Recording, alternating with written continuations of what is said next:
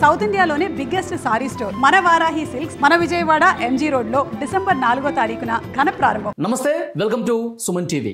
Heroine Samantha రాజుల వివాహం Coimbatore Asia సెంటర్లో భూతశుద్ధి పద్ధతిలో జరిగింది.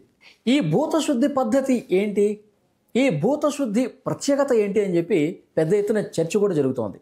దీని గురించి సమగ్ర సమాచారం మనం తెలుసుకునే ప్రయత్నం చేద్దాం. ప్రస్తుతం నాతో పాటు స్టూడియోలో ప్రముఖ జ్యోతిష్యులు శ్రీకృష్ణ సుధీ గారు ఉన్నారు. మాట్లాడదాం. గురుగారు నమస్తే. నమస్కారం అండి.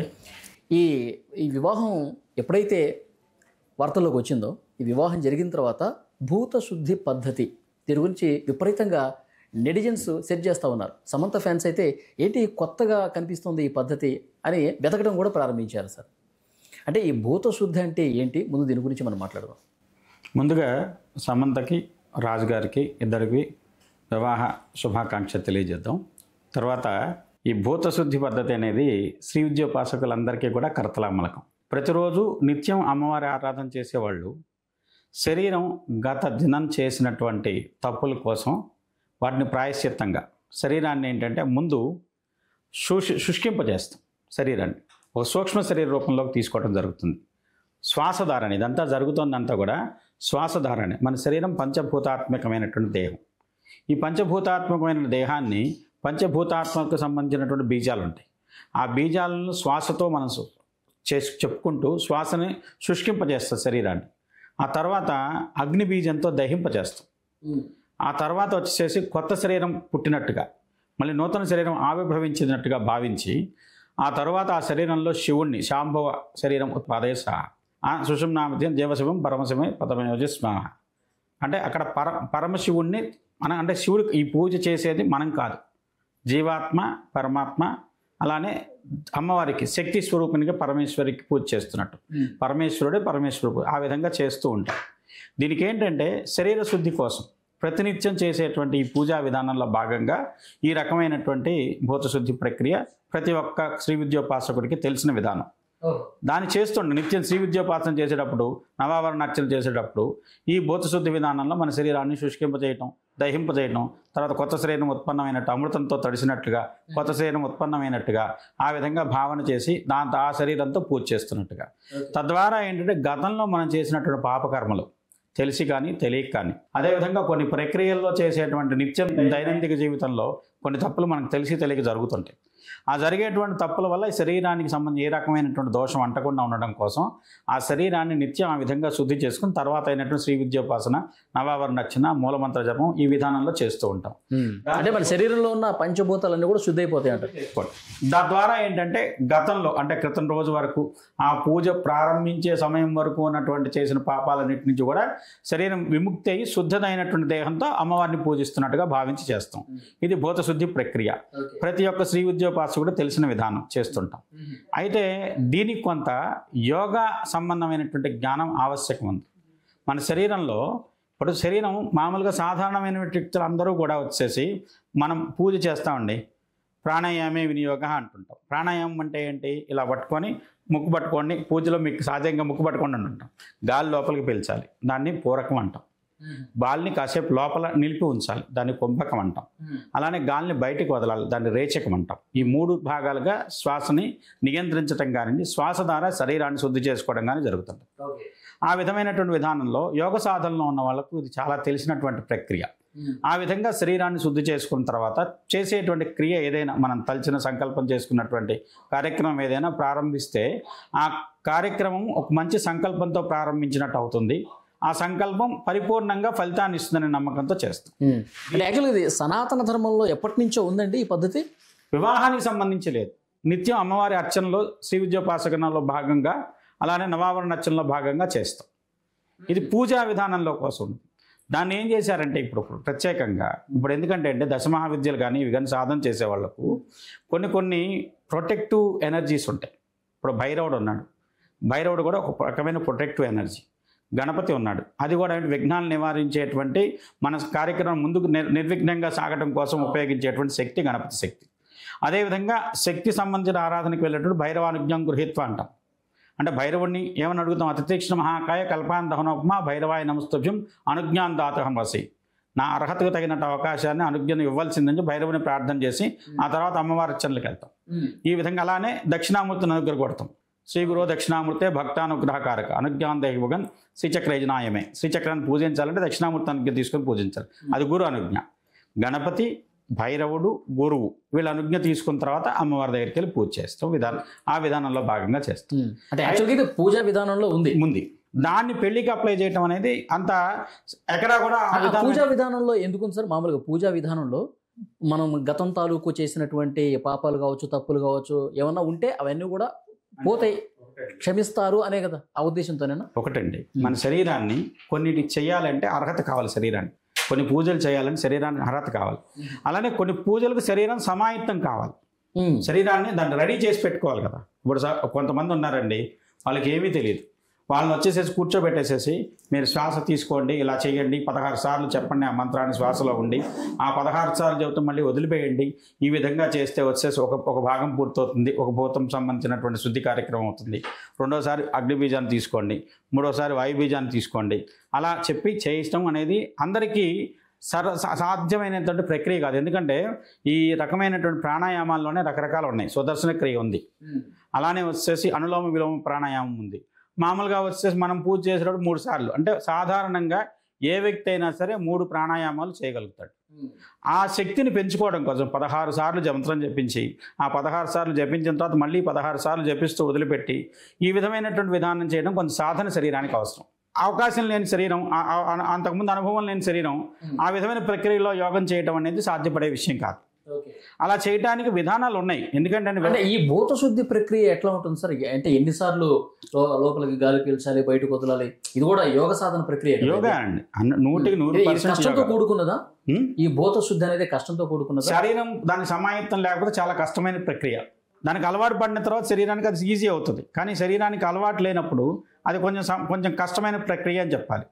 ఎందుకంటే ముందు శ్వాస తీసుకోవాలి, తీసుకున్న దానికంటే కుంభకం ఎక్కువసేపు ఉండాలి, రేచకం దానికంటే ఎక్కువసేపు రేచకంతో వదిలిపెట్టాలి. ఆ విధమైనటువంటి విధానంలో చేస్తే ఒకటి పూర్తవుతుంది. అలా 5 సార్లు ప్రక్రియ చేస్తాం. దాని విధంగా పంచభూతాత్మకంగా శరీరం శుద్ధి అవుతుంది. ఆ తీసుకున్నప్పుడు ఎంబీజం, రంబీజం, వంబీజం, శంబీజం, అలా ఆ బీజాలను చేస్తూ చెప్పుకుంటాం. తర్వాత చివరిగా వచ్చేసి కొత్తదైనటువంటి దివ్య శరీరం ఉత్పన్నమైందనే భావంతో చేస్తాం. ఆ దివ్య శరీరంతో అమ్మవారిని పూజిస్తున్నట్టు భావన, ఆ భావంతో పూజ చేస్తాం. ఆ విధంగా చేసేటువంటి పూజా విధానం ఏదైతే ఉందో అది అమ్మవారి పూజకి అర్హమైన శరీరం. ఇప్పుడు శివుడికి అర్చన చేయాలండి, నరుద్రో రుద్రమచ్చేది అంటాం.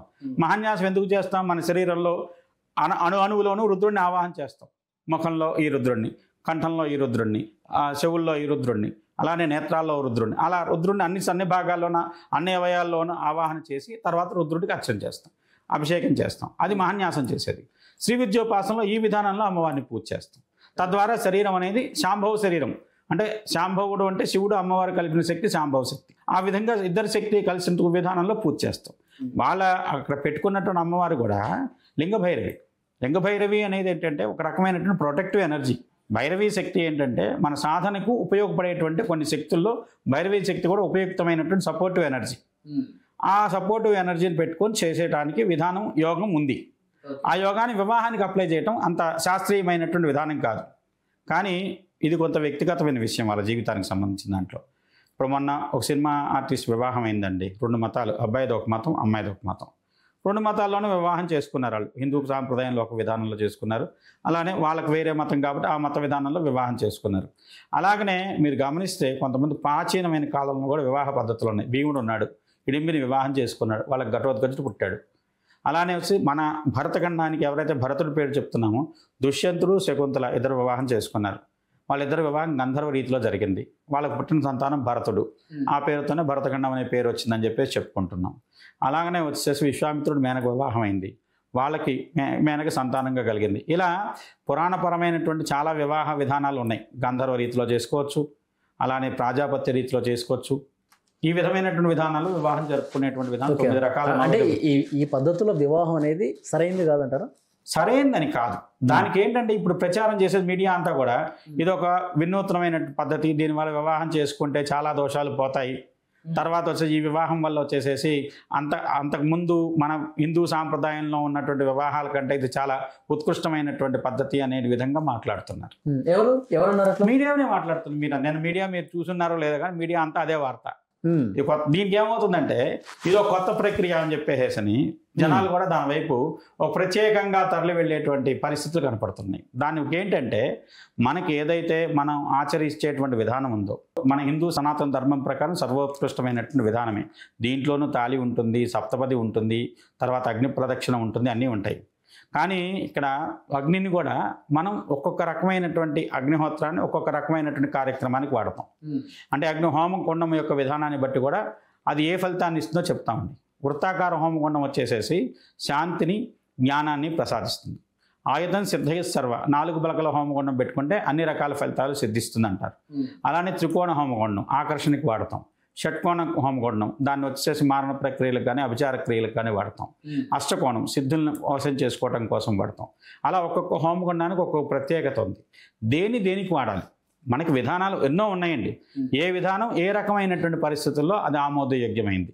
ఇప్పుడు మనం ఎక్కడికైనా పెళ్ళికి వెళ్ళి చూడండి, చక్కగా సీతారాములు సాక్షిభూతంగా పెట్టుకున్నట్టుగా పెట్టుకొని వివాహం చేసుకోవడం ఆచరణలో ఉన్నది మన ప్రాంతాల్లో.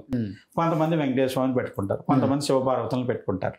ఆ విధానాల్లో వివాహం చేసుకోవడం ఆచరణ. ఇప్పుడు ఈ భూత శుద్ధిలో హోమగుండం కావచ్చు, దాని చుట్టూ తిరగటం కావచ్చు, జీలకర్ర బెల్లం కావచ్చు, ఇలాంటి పద్ధతులు ఏమి ఉండవండి అక్కడ? జీలకర్ర బెల్లం దీంట్లో కనపడలేదు కానీ ఎందుకంటే జీలకర్ర బెల్లం అనేది ఒక రకంగా చెప్పాలంటే ఒకసారి మాత్రమే ఆచరణీయాత్మక ప్రక్రియ ఒక జీవితంలో. దాని తర్వాత వచ్చేసేసి మనకు వివాహ విధానంలో చేస్తున్నాం కానీ ఆచరణలో అది శాస్త్రీయమైనటువంటి పద్ధతి అంటే కాదనే చెప్పాలి. ఇప్పుడు దానికి సంబంధించిన తాళి అనేది ఉంది. తాళి అనేది అసలు మామూలుగా వచ్చేసి తర్వాత కలుపుకున్నది కానీ వివాహ ప్రక్రియలో ఒక రకమైనటువంటి సామాజిక పరమైన గుర్తింపు కోసం ప్రాధాన్యతతో పెట్టిందే తప్పితే తాళి పరంగా ఏంటంటే దానికి మన తంత్రశాస్త్ర ప్రకారం వివరణ ఇవ్వాలంటే ఇది విశుద్ధి చక్రం అంటే ఇక్కడ ఉండేటువంటి చక్రం. ఇది కాయక శరీరాన్ని మానసిక శరీరాన్ని రెండింటిని అనుసంధానం చేసేటువంటి చక్రం. తాళి మెడలో పడడం అంటే ఈ విశుద్ధి చక్రం అనేది మనస్సు ఆలోచన నియంత్రిస్తుంది. శారీరకమైన క్రియను దాన్ని అనుసంధానం చేసేటువంటి భాగంగా దీన్ని తాళి అనేది మెడలో వేయటం జరుగుతుంది. అంటే అప్పటి వరకు ఏ ఆలోచన చేసినా మన దానికి తగినటువంటి ప్రక్రియ చేయకపోయినా అప్పటి నుంచి వైవాహిక జీవితంలో స్త్రీ పురుషులు ఒక రకమైనటువంటి ఆలోచనని దానికి ఆచరణని కూడా జోడించుకోవడానికి అవకాశం కలుగుతుంది. ఇప్పుడు ఈ భూత శుద్ధిలో తాళి కట్టారండి? తాళి ఉంటుందండి, ఉంటుంది తాళి ఉంటుంది. ఓకే, తాళి ఉంటుంది. ఇంకా మీకు స్పష్టంగా చెప్పాలి, యోగ శాస్త్రంలో ఒక విధానం ఉంది. దాన్ని ఏం చేస్తామంటే మననం చేసుకుంటూ ఆ మంత్రాలను శ్వాసను ఇద్దరూ కూడా ఏకీకృతం చేయాలి.